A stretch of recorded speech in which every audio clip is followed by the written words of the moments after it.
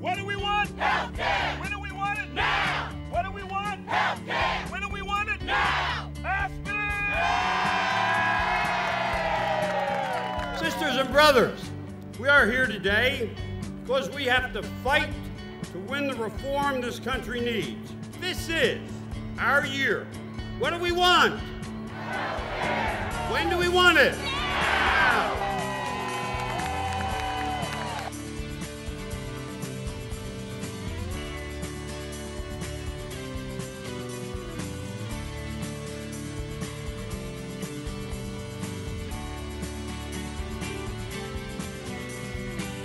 And this is the Bill Press Show brought to you by AFSCME, the largest public employee and healthcare workers union in the entire United States of America. AFSCME, they make America happen. What's up with getting healthcare done?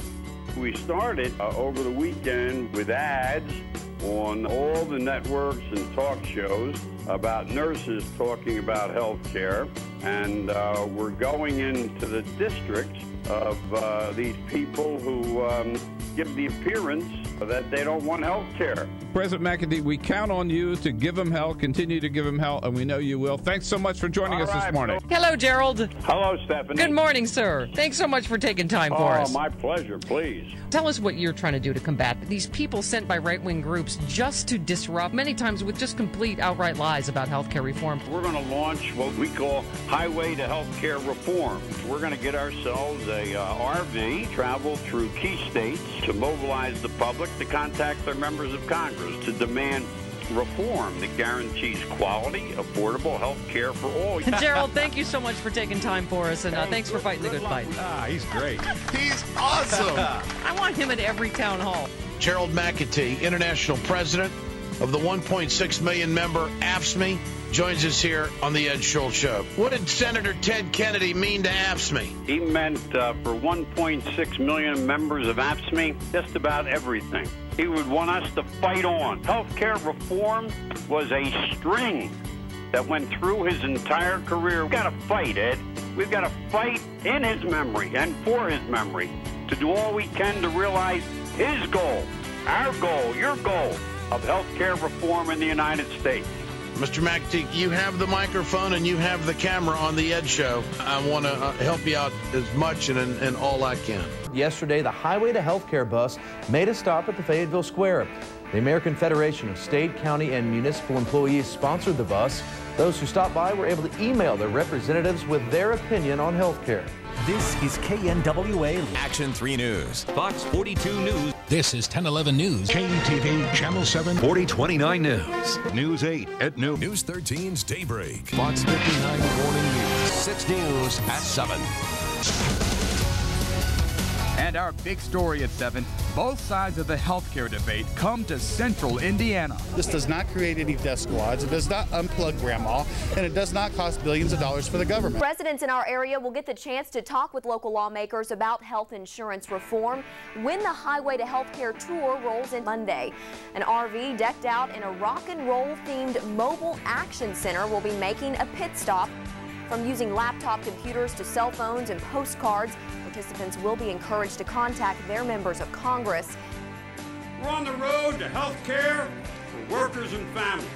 We're driving to a better America. We're going over, under, through, and around any roadblocks in our way. AFSCME members have had over 100,000 contacts with Congress. Made visits, calls, sent emails, and letters. It's up to us, to make it happen.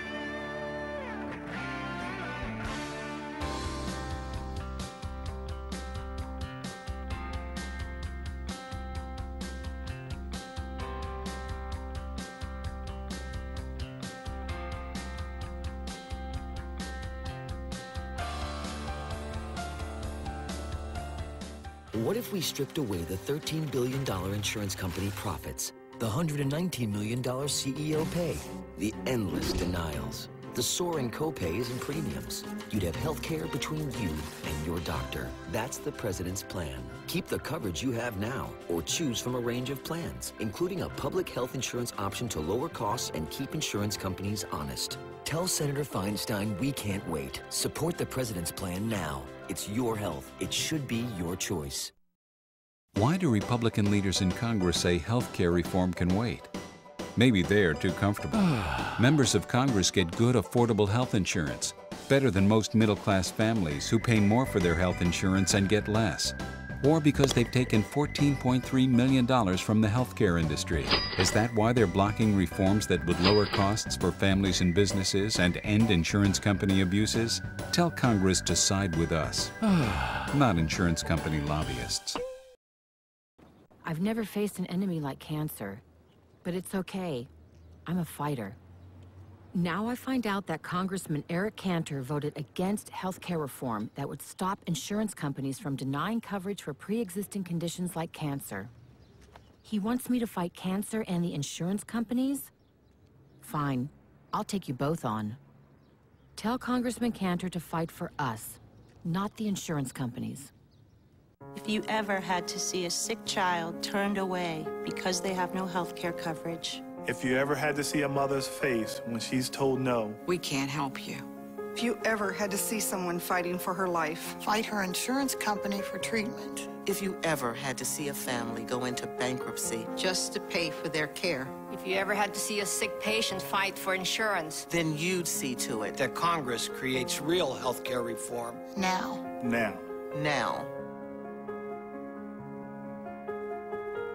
AFSCME members urge Congress to support President Obama and pass H.R. 3200 now. If that health insurance is good enough for the members of the Congress of the United States and good enough for the President of the United States, it's good enough for everybody across this country.